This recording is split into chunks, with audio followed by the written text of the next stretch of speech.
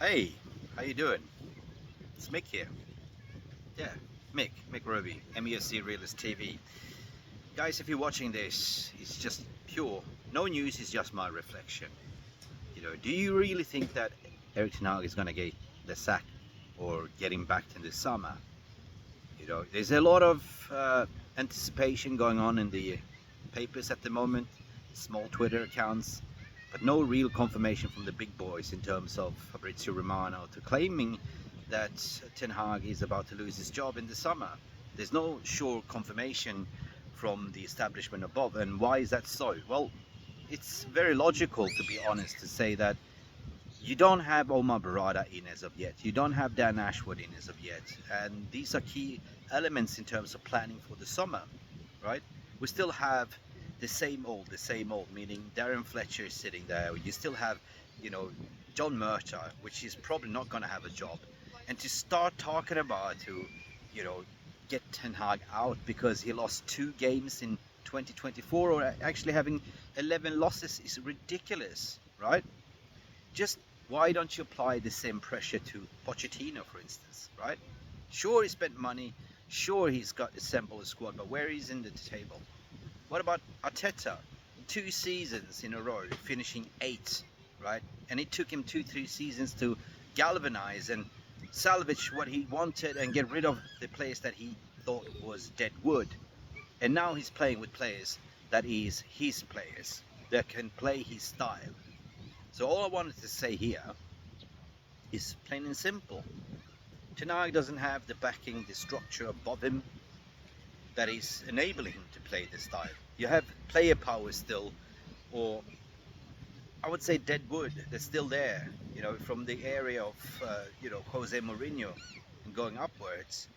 So you gotta give him a chance in the summer to clear out the people that he doesn't really want and have that proper discussion with the current establishment, with the senior levels above. So, would he be sacked? I don't think so. Because why? If you sack the manager again, you have to start over the process again, and that's another delay. What's more sensible to do is see how it goes, right?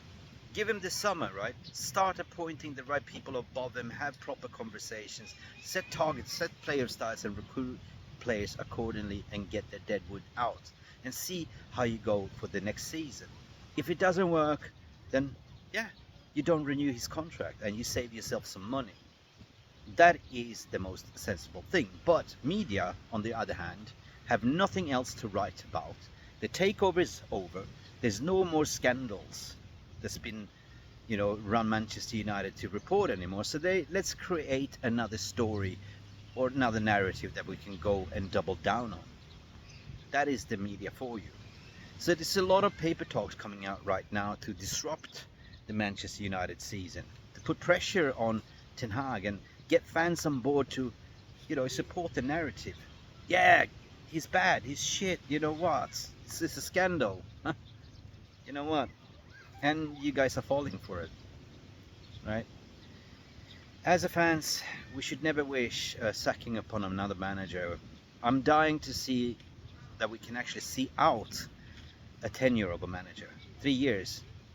3 years. This is his second season. Give him another season, give him backing, and we should be alright. That's my thoughts and feelings.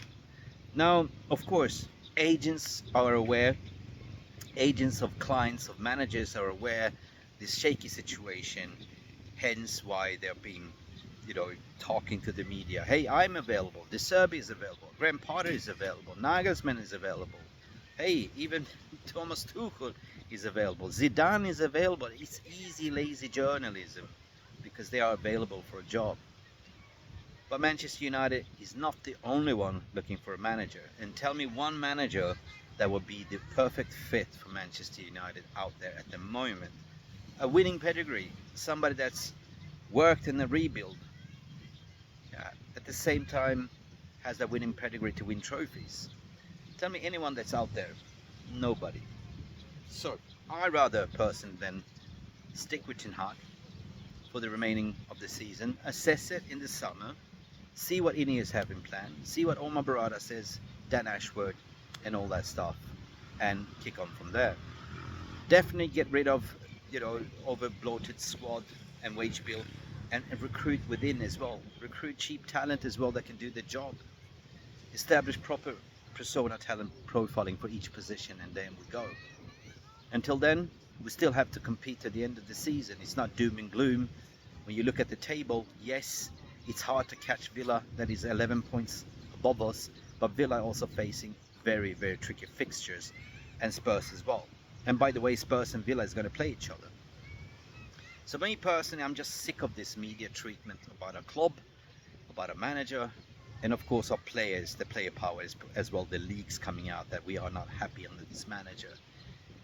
Are certain players playing for the manager, or are they playing for the club? Well, if you believe the media, it's both.